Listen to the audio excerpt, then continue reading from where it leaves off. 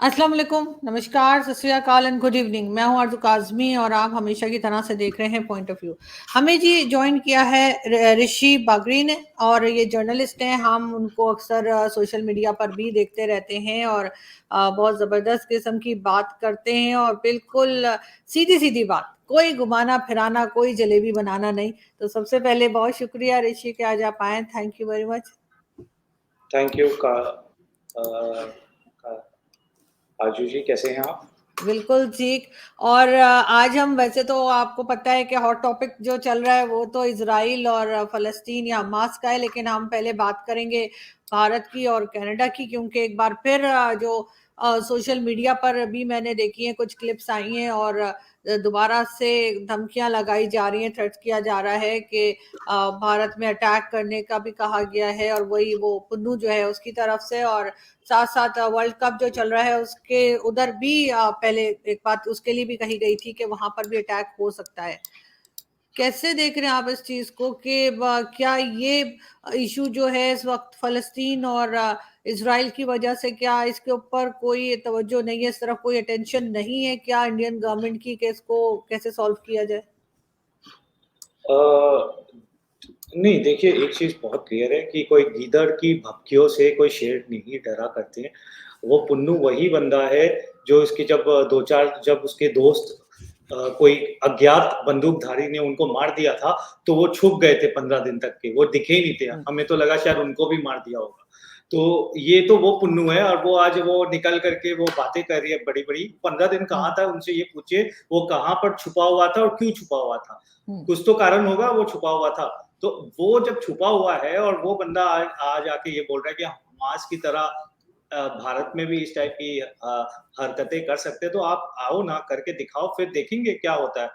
बताएँगे, क्योंकि ये वो वाला भारत नहीं है कि आप घुस जाओ, 300 लोगों को मार दो 26/11 में और कोई कुछ बोलेगा नहीं, सिर्फ़ डोज़ियर भेजेगा। यहाँ तो सीधा सर्जिकल स्ट्राइक होती है, सीधा बालाकोट पे स्ट्राइक होती है, पता भी नहीं चलता है कितने लोग मारे जा चुके हैं और 300 लोग मारे जाते हैं सर्जिकल स्ट्राइक्स में। तो अब मुझे लगता है हमारे जो पड़ोसी मुल्क है पाकिस्तान, वो तो समझ गए हैं कि कोई भी एडवेंचर इंडिया में तो मत करो।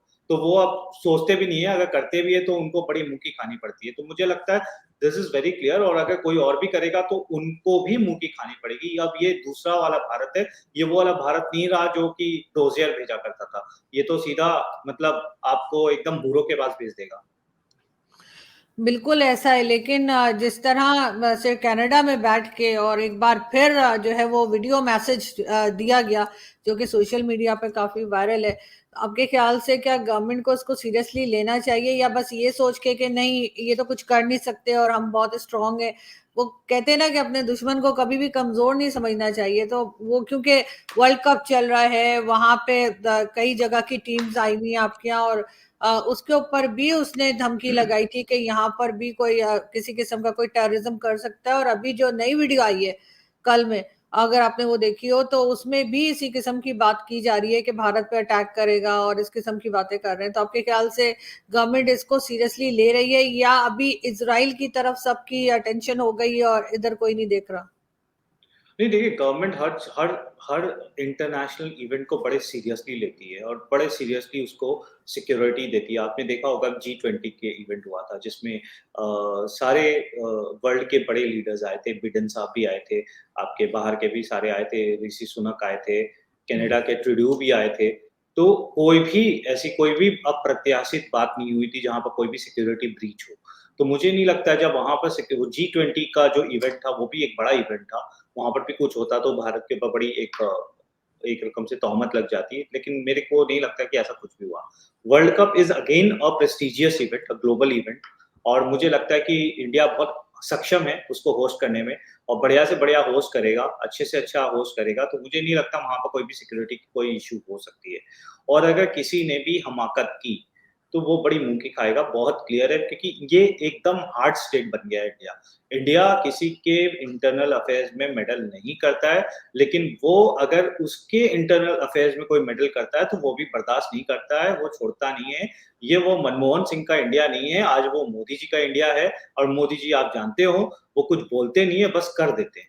तो ह हम और मुझे लगता है कि पाकिस्तान से बेटर कौन जानता होगा इस बात को। तो आप सोच सकते हो अगर वो उन्होंने कुछ भी हिमाकत की, तो क्या होगा? और दूसरी एक बात आप समझिए पुन्नू जो भी है अभी वो ट्रूडू और वहाँ के जो जगमीत है, उनके एक रकम से उनको पॉलिटिकल एक रकम से वो प्रोटेक्शन मिल रहा है। क्यों मिल रहा है? क्योंकि वहाँ पर एक सिख समुदाय हैं जिनसे वो चुन के आते हैं जगमीत और जगमीत एक वो खालिस्तानी मूवमेंट को वो लोग सपोर्ट कर रहे हैं। उनको लगता है कि वो खालिस्तानी मूवमेंट को सपोर्ट करेंगे तो उनको ज़्यादा वोट मिलेंगे। ट्रूडू को लगता है कि अगर वो खालिस्तानी मूवमेंट को सपोर्ट करेंगे तो शायद उनकी गवर्नमेंट बची रहे। लेकिन उनको पता नहीं है कि ये सारी जो चीज़ें हैं बड़ी रॉन्ग है। एक तो उस वहाँ के जो इंडियंस और वहाँ के जो नॉन सिख इंडियंस थे और नॉन सिख मतलब इंडियंस जो वहाँ पर कैनेडियन सिटीज़न बन गए हैं और आपके जो पीपल ऑफ इंडियन ओरिजिन है अ, उन्होंने इसलिए जगमीत को वोट दिया था कि उनको लगा कि चलो इंडियन बंदा है, इंडियन ओरिजिन का बंदा है, उसको दे देते हैं।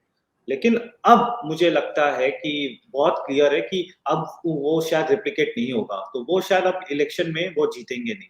तो ये बड़ी चीज़ हो जाएगी और ट्रूडू की भी अभी हालत खराब ही है, इकोनॉमी बड़ी खराब है। इंडिया का अभी आईएमएफ का आया है 6.3% इनफैक्ट इंडिया का अपग्रेड हुआ है और कनाडा का 1.6% है। ग्रोथ रेट की बात कर रहा हूँ मैं इकोनॉमी की। तो आप सोच सकते हो इंडिया काफ़ी आगे निकल चुकी है कनाडा से इकोनॉमी वाइज़ भी और कनाडा वहीं का वहीं रह गया। इनफैक्ट अब वो नीचे की तरफ जा रहा है। तो मुझे लगता है एक बहुत क्लियर है कि इंडिया एक इमर्जिंग पावर है, एक इमर्जिंग सुपर पावर है, आज 5वीं सबसे बड़ी इकोनॉमी है और कनाडा अब 8वीं 9वीं इकोनॉमी में आता है। तो मुझे लगता है कि एक ये भी बड़ा एक इश्यू हो जाएगा और आप देखिए ना इतना बड़ा इश्यू हुआ, ट्रूडू ने सबको फ़ोन किया, लेकिन किसी ने भी उसका साथ नहीं दिया। ना तो अमेरिका ने उसका साथ दिया, ना ऑस्ट्रेलिया ने दिया, ना उसको इंग्लैंड का साथ मिला, ना इटली का साथ मिला। तो सब कोई भी उसका साथ नहीं दे रहे। तो आप सोच सकते हो कि हवा किस तरफ है, हवा का रुख किस तरफ है। डेफ़िनेटली ऐसा ही और उसमें यकीनन जो आपकी गवर्नमेंट है उसका कहीं न कहीं पे रोल मौजूद है और पहले ख़ैर बहुत मैं अगर मोदी जी की बात करूँ तो पहले यकीनन उनके ऊपर बहुत से एलिगेशंस थे। पाकिस्तान में भी बहुत से लोग समझते थे कि उन्होंने कुछ ठीक नहीं किया है, गुजरात को लेके और कई दूसरी चीज़ों को लेके। लेकिन इस वक़्त जो 9 साल उनके अभी तक गुज़रे हैं एज़ अ प्राइम मिनिस्टर, उसके बाद बहुत कुछ चेंज हुआ है। बहुत से लोगों को समझ आई है कि क्या चीज़ गलत थी क्योंकि हम लोग तो आप जानते हैं सोशल मीडिया पे जो पढ़ लिया या जो बता दिया गया क्योंकि न्यूज़ चैनल्स तो एक-दूसरे के आते नहीं हैं। तो लोगों में बहुत सी इस तरह की चीज़ें थी जो कि अब आहिस्ता-आहिस्ता करके बहुत से लोगों ने अपने आप को करेक्ट किया है। लेकिन अगर हम वर्ल्ड कप की बात करें बहुत शोर था, बड़ा हंगामा हमेशा ही होता है कि क्रिकेट वर्ल्ड कप को लेके स्पेशली बहुत बड़ा आपका स्टेडियम है, भरा हुआ दिखाई नहीं दे रहा। पब्लिक क्यों नहीं आ रही आपके ख़्याल से वहाँ पर मैचेज़ देखने के लिए? क्योंकि जब भी बताया जाता है स्पेशली पाकिस्तान के मीडिया पे तो यही बता रहे हैं, आपके मीडिया से भी कई जगह मैंने देखा कि पब्लिक इतना इंटरेस्ट शो नहीं कर रही। उसकी क्या वजह है? कोई कोई ख़ास कह रहे थे कोई बिल वग़ैरह आया है, कोई वुमेन्स को लेके कोई उसके लिए शायद कोई प्रोटेस्ट है या क्या है? क्या है? मतलब क्यों ऐसा है? नहीं, नहीं, इसमें वुमेन बिल्स का कोई लेना-देना नहीं है। इनफैक्ट वुमेन बिल तो बड़ा पॉज़िटिव बिल है। इसमें तो सारी पार्टियाँ भी साथ में मुझे लगता नहीं कोई भी हुँ। पार्टी प्रोटेस्ट कर रही है। इनफैक्ट इसमें सारे opposition party most of the opposition party is with the government और एक ये काफ़ी पेंडिंग बिल था। इसका मेरे को नहीं लगता है क्रिकेट से कोई लेना-देना है। ये एक एक वुमेन का 33% रिज़र्वेशन था कि आपकी अगर जनसंख्या 50% है तो कम से कम 33% का एक रिप्रेजेंटेशन आपका एकदम हाईएस्ट आइदर पार्लियामेंट या स्टेट असेंबलीज में होना चाहिए। ये बिल उसको लेकर के है, वो अभी लागू भी नहीं होगा। ये बिल अगर लागू भी होगा तो 2026 से पहले लागू नहीं होगा। तो मुझे नहीं लगता इसका कोई लेना-देना। 2 चीज़ है, हमें एक चीज़ देखनी पड़ेगी क्रिकेट में एक तो क्या है आपकी टीम खेल रही है कि नहीं उस पर्टिकुलर मैच में। अगर इंडिया नहीं खेल रही है, सपोज़ कीजिए कोई अलग 2 कंट्रीज़ की मैच चल रही है, तो उसमें शायद इंडियंस ज़्यादा इंटरेस्ट नहीं ले। एक तो क्या होता है वो दिन भर का आजकल टी20 का ज़माना हो गया है। तो एक वो वैसे ही 3-4 घंटे की टिकट क्रिकेट देखने की शौक है। एक आईपीएल चलता ही है हर साल। सो एक वो भी बड़ा एक इश्यू हो जाता है। तो एक क्या है लोग अपने आराम से अपने एसी वाले घर में बैठ करके, ड्राइंग रूम में बैठ करके वो क्रिकेट देखना चाहते हैं। तो एक वो वाला एक कल्चर स्टार्ट हो गया है। सेकंडली मुझे लगता है जब इंडिया के मैचेज़ होंगे ना तो आपकी जो ये शिकायत है कि लोग पब्लिक क्यों नहीं आती है, वो बहुत अच्छे तादाद में आएगी। तो पब्लिक भी आएगी अच्छे से और that is also will be one thing. अभी आप देखिए इंडिया-पाकिस्तान का मैच होगा तो आप देखिएगा आपको जगह तक नहीं मिलेगी पब्लिक की। इनफैक्ट मेरे को तो जो सुनने में आया है इंडिया-पाकिस्तान का मैच में काफ़ी मतलब टिकट्स के लिए काफ़ी वो हो रही है, मारा-मारी हो रही है। इनफैक्ट काफ़ी ब्लैक में भी टिकट्स बिक रहे हैं। तो मुझे नहीं लगता है कि कोई कोई भी रकम से वो इंटरेस्ट कम हुआ है। इनफैक्ट इंटरेस्ट तब कम होता है जब 2 अलग टीम है, अलग देश की टीम है, वो आपस में खेल रही है, तो मुझे लगता है इंडियंस का इंटरेस्ट उसमें कम हो जाता है। But once it comes to the Indian matches, मुझे नहीं लगता कहीं भी कुछ होगा। तो दैट इज़ वेरी क्लियर। और जो आपने बोला कि बड़े बड़े क्रिकेट मैदान है, तो आपको मैं बता दूँ, अभी इंडिया ने एक रिकॉर्ड कायम किया था कि हमारे जो अहमदाबाद वाला जो स्टेडियम है, वो वर्ल्ड का सबसे बड़ा स्टेडियम है। मतलब वर्ल्ड का सबसे बड़ा स्टेडियम अगर कहीं है, तो वो इंडिया में है, वो अहमदाबाद में। तो this is how the things are. मतलब इंडिया अब सुपरलेटिव टर्म्स में जा रही है। लार्जेस्ट स्टेडियम, ल लॉब you know highest statue, highest bridge, longest आपके ट्रेन की ब्रिज, जो आपके अभी आपने बोजीबिल आपके उधर हुई है, असम में हुई है। तो अभी अभी सबसे लंबी अभी वो बना रहा है, क्या नाम है, बेसिकली टनल बना रहा है जिसमें से वो गाड़ियाँ निकलेगी। तो all this things are happening in India. अभी तो India is going the superlative terms कि फास्टेस्ट ग्रोइंग रेट एंड सब उस लेवल पे जा रही है वर्ल्ड की। तो मुझे लगता है कि एक वो भी हमें देखना चाहिए, और लोग भी अब इंटरेस्ट तो लेंगे ही वर्ल्ड कप में, लेकिन देखिए वो अगर इंडिया का मैच नहीं होगा तो फिर वहाँ एक इश्यू हो जाती है। बिल्कुल ऐसा है, लेकिन हमेशा तो ऐसा नहीं होगा कि इंडिया पाकिस्तान ही खेल रहे हो, कोई दूसरी टीम्स भी जो है वो भी आई थिंक काफी नहीं, नहीं, मैं पॉपुलर है, ऐसा नहीं है कि उन्हें कोई नहीं देख रहा जी। नहीं, मैं यही बोल रहा था, इंडिया के अंदर में अगर इंडिया के मैचेस होते हैं, तो वो काफ़ी होगी, भले ही वो पाकिस्तान के हैं, ठीक है, चलिए, इंडिया-पाकिस्तान का एक अलग क्रेज़ रहता है, लेकिन मैं बोल रहा हूँ कि बाकी के भी अगर टीम्स जो भी इंडिया के साथ खेलेगी, मुझे लगता है वो मैच काफ़ी अच्छा मतलब अच्छा क्राउड अट्रैक्ट करेगा। बिल्कुल ऐसा ही है, लेकिन एक हमारी स्पोर्ट्स प्रेजेंटर ज़ैनब अब्बास जो हैं, वो गई थी वहाँ पे कवर करने के लिए। उनको आई थिंक 1 या 1.5 महीने का वीज़ा भी दे दिया था आप लोगों ने, लेकिन फिर वहाँ से उन्हें वापस आना पड़ा। उनकी कोई सोशल मीडिया के ऊपर कोई पोस्ट थी उसको लेके, जो मैंने अभी तक नहीं देखी है। लेकिन आपका ख्याल से सोशल मीडिया पोस्ट के ऊपर इतना ज़्यादा एक्शन होना चाहिए कि किसी को कहें कि जी आप चले जाएँ, मतलब वीज़ा देके, या तो वीज़ा ही ना देते ना? वैसे मैंने उनकी पोस्ट नहीं देखी, मैं ये भी क्लियर कर दूं, आई डोंट नो उन्होंने क्या लिखा। देखिए आरज़ू जी, अगर आप इंडिया के बारे में कुछ गलत लिखती है, हम्म। अगर आप हिंदुत्व के बारे में कुछ गलत लिखती है, ठीक है, आप लिखिए, आपका राइट है, आप हम्म। पाकिस्तान में बैठे हो, आप इंग्लैंड में बैठे हो, आप कुछ भी लिख सकते हो। आप एक तरफ तो इंडिया के बारे में इतना गलत लिखोगे, हिंदुत्व के बारे में इतना गलत लिखोगे, और फिर आप वहाँ पर काम करने भी आ जाते हो। आप मुझे एक चीज़ बताइए, अगर मैं पाकिस्तान के बारे में इंडिया में बैठकर गलत लिखता हूँ, या आपके इस्लाम के बारे में कुछ गलत लिखता हूँ, और फिर क्या मुझे पाकिस्तान में आने मिलेगा कि नहीं मिलेगा? मुझे एक चीज़ बताइए, आप ये क्लियर कीजिए। क्योंकि अगर मुझे ये राइट नहीं है, तो आई थिंक उनको भी राइट नहीं होगा, और मेरे को तो लगता है, अगर कुछ इस्लाम के बारे में गलत लिख दूँ, या पाकिस्तान के बारे में ऐसी बातें लिख दूँ जो कि सही नहीं है और बहुत ही गलत हो, मतलब उनको गालियाँ दे दूँ, उनको मतलब हम्म। एक बदतमीज़ी की हद को पार कर दूँ, मुझे लगता है मैं पाकिस्तान में आऊँगा तो मेरे को तो पाकिस्तान के लोग लकड़ी से पीटेंगे। तो कम हमने उनको कुछ भी नहीं किया। उनको बस वो उनके ऊपर शायद एक पुलिस का केस दर्ज हुआ था, और उनको एक एडवाइज़री दी गई कि आप चले जाओ, आपको इश्यू सकते हैं, ये सोच सकते हैं। तो वो एकदम मतलब उनको एकदम मतलब अच्छे से मतलब उनको सेफली रवाना कर दिया गया, तो उनके ऊपर एक भी अ, खरोच नहीं आई। सो इतना कुछ लिखने के बाद भी शी वाज़ सेफ। अगर इतना कुछ कोई आपके पाकिस्तान में लिखता है या कोई दूसरे हम्म। कंट्रीज़ के लिखता, तो वो शायद सेफ नहीं रहता, उनको शायद उसके नहीं, साथ मैं बिल्कुल गलत उनकी बिल्कुल मैं पोस्ट जो है उसको चेक करूँगी, मैंने चेक नहीं किया है, लेकिन समटाइम्स ऐसा होता है कि लोग मिसगाइड होते हैं इवन। लेकिन ये कि खैर गवर्नमेंट पॉलिसीज़ को क्रिटिसाइज़ करना और होता है, रिलीजन को ऊपर बात करना और होता है। खैर मैंने भी शुरू में मेरे ख्याल है 4-5 साल पहले गवर्नमेंट जो थी इंडिया की गवर्नमेंट के ऊपर ज़रूर मैंने क्रिटिसाइज़ किया था, और मेरी कुछ ट्वीट्स हैं जो अभी भी लोग बेचारे बड़ी मेहनत से निकाल के लगा रहे होते हैं। लेकिन रिलीजन पे तो खैर कभी मैंने कोई बात नहीं की। लेकिन वो तो फिर आहिस्ता-आहिस्ता आप लर्न करते हैं, आपको पता चलता है कि गवर्नमेंट किस तरह से काम कर रही है और क्या चीज़ सही है, क्या गलत है, तो इंसान अपने आप को करेक्ट कर लेता है। लेकिन मुझे नहीं पता कि उन्होंने जो है वो गवर्नमेंट को कहा था या रिलीजन को कहा था, लेकिन बहरहाल उनको स्टार्ट में ही जो है वो मेरे ख्याल है वीज़ा ऑफिसर जो है उन्हीं को मना कर देना चाहिए था वीज़ा को। इसलिए कि वो एक नया वो जो है ना नौटंकी शुरू हो गई है पाकिस्तान में कि ये हो गया, वो हो गया, एक ऐसी चीज़ को जिस पे नहीं होना चाहिए था। लेकिन अगर हम बात करें इज़राइल की, अब वहाँ पे आप देख रहे हैं क्या कुछ चल रहा है और किस तरीके से हंगामा है। क्या लग रहा है आपको कि क्या इसका हल क्या होना चाहिए? तो हर थोड़े दिन के बाद यही हो रहा होता है, कभी इजराइल अटैक कर रहा है तो कभी इधर से हमास की तरफ से अटैक हो रहा है या फलस्तीन की तरफ से अटैक हो रहा है। जो भी कहिए दोनों तरफ लोगों की जाने जाती हैं, इसको रोका कैसे जा सकता है? मुझे नहीं लगता है कि ये एकदम राइट है कि इज़राइल ने अटैक किया और फ़िलिस्तीन ने अटैक किया। देखिए, एक आर्मी टू आर्मी जो फाइट होती है, वो एक अलग है। लेकिन जब आप सिविलियन को इन्वॉल्व कर देते हो, आप छोटे-छोटे बच्चों को इन्वॉल्व कर देते हो, आप उनके घर की आप सारे मतलब लेडीज़ को इन्वॉल्व कर देते हो। किसी की बेटी आपने छीन ली, किसी की हुँ, वाइफ़ को आपने ले लिया, किसी को सिस्टर को ले लिया, आपने उनको किडनैप करके आप वहाँ पर उनके साथ गलत काम करते हो, आप उनका हुँ, रेप करते हो, बलात्कार करते हो।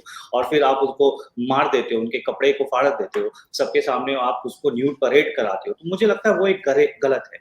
जो मतलब हमास ने किया है इज़राइल के साथ, हुँ, अगर वो आर्मी रिलेटेड होता कि आर उसने डिफेंस पर्सनल को मारा होता, तो मैं समझ भी सकता था कि भई आपस की बिल्कुल। चलती रहती है, कुछ ना कुछ चलता रहता है।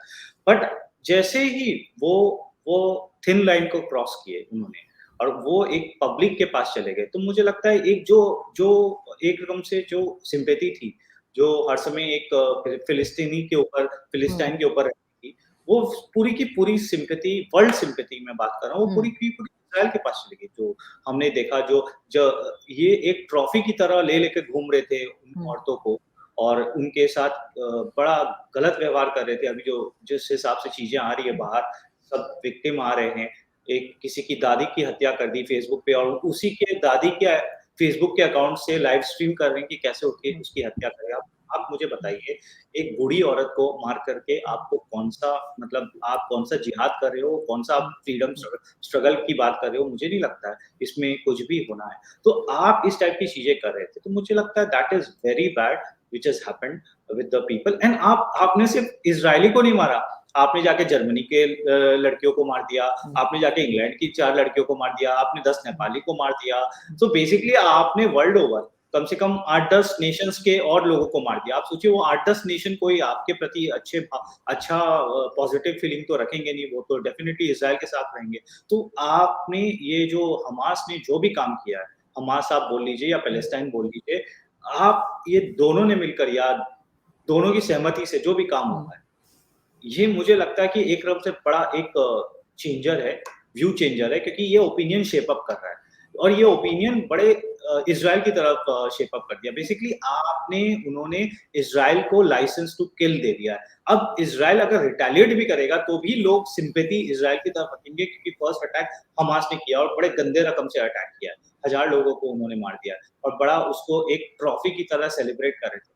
आप अगर मारते हो और सेलिब्रेट करते हो हुँ, और उसके बाद इज़राइल आपको मारता है और आप विक्टिम कार्ड खेलते हो, तो मुझे लगता है कि आप ये हुँ, बड़ा बुलापन है। आप या तो मारो, तो आप सहने की भी क्षमता रखो कि आप अगर मारोगे तो अगला भी आपको मारेगा। तो मुझे लग रहा है ये बहुत क्लियर है। आप अगर मारोगे तो इज़राइल तो चुप बैठने वाला था नहीं, वो चुप बैठेगा भी नहीं और अब तो उसके पास सारी वर्ल्ड की सिम्पैथी है। और आप देखिए ना इज़राइल का आप इतिहास जाकर देखिए, इज़राइल को कौन चलाता है? Israel is consisting of Jews. Jews कौन है? Jews are the biggest trader community. Jews control entire financial market. Jews control entire US का फाइनेंशियल मार्केट्स। Jew कंट्रोल पूरा वहाँ का जो कैपिटलिज्म होता है, यूएस को पूरा कंट्रोल करता है। तो आप अब उन जू से भिड़े हो जो यूएस को कंट्रोल करता है, जो यूएस पूरे वर्ल्ड को कंट्रोल करता है। इनफैक्ट अगर किसी को भी ज़रूरत होती है, अगर पाकिस्तान को भी ज़रूरत होती है, सबसे पहले वो हुँ, आईएमएफ के पास जाता है, यूएस के पास जाता है कि भई मुझे $2 बिलियन दे दो, $3 बिलियन दे दो, हमारे घर में आटा नहीं है, पानी नहीं है, हमें पैसे चाहिए खाने के लिए। आप सोच सकते हो आप उनसे पैसे माँगते हो और आप उनकी बहू-बेटियों के साथ आपने गलत काम किया। तो मुझे लगता है वो रिपरकशन तो फेस करना पड़ेगा और अब सिम्पैथी भी नहीं रही है। सबसे बड़ी बात है कि जो सिम्पैथी रहती थी हर समय फिलिस्तीनियों के साथ, मुझे लगता है वो सिम्पैथी इस बार मिसिंग है क्योंकि इस बार लोगों ने बड़े देखा है और इन्होंने बड़े गर्व से दिखाया है ये चीज़ को कि हमने बहुत अच्छा काम हुँ, किया है। तो मुझे लगता है they have done in a very wrong way. ये चीज़ मतलब बहुत गलत हो गई है। बिल्कुल। बिल्कुल ऐसा है और स्पेशली हमास के लोग जो हैं उनसे तो बिल्कुल किसी को कोई हमदर्दी नहीं है। इनफैक्ट ये को तो सभी कह रहे हैं कि ये एक टेरर ऑर्गेनाइज़ेशन है और इसके ऊपर यकीनन एक्शन होना चाहिए। लेकिन इस कहीं आपको ये रुकती हुई दिखाई दे रही है ये वॉर या आपको लग रहा है कि अभी कुछ टाइम और ये इसी तरह से हमें देखने को मिलेगा मतलब जो लड़ाई चल रही है? नहीं, मुझे तो बहुत क्लियर लग रहा है कि अब तो इज़राइल को आपने लाइसेंस दे दिया है, इज़राइल को एक वैलिड रीज़न दे दिया है, वो तो अब पूरे का पूरा फिलिस्तीन और गाज़ा पट्टी साफ कर देगा। तो दैट्स वेरी क्लियर, उनका वो एंड गोल है, अब वो ओपनली बोल रहे हैं। और सबसे बड़ी बात क्या थी, इज़राइल में पॉलिटिकली थोड़ा अभी इश्यूज़ चल रहे थे। पॉलिटिकली कोalition गवर्नमेंट्स चल रही थी, बार-बार गवर्नमेंट टूट रही थी। हमास ने ये जो काम कर दिया है, एकदम से सारे पार्टीज एक हो गए जो आपस में लड़ रहे थे। वीक था अभी बीच में इजराइल, बिकॉज पॉलिटिकली फ्रैगमेंटेड हो गया था। आपने उसको यूनिफाई कर दिया है, आपने उसको स्ट्रॉन्ग बना दिया है। तो मुझे लगता है, और सबसे बड़ी बात है, जो अमेरिका की जो डिवाइडेड ओपिनियन रहती थी, वो हर समय वो फिलिस्तीनियों के साथ भी रहते थे।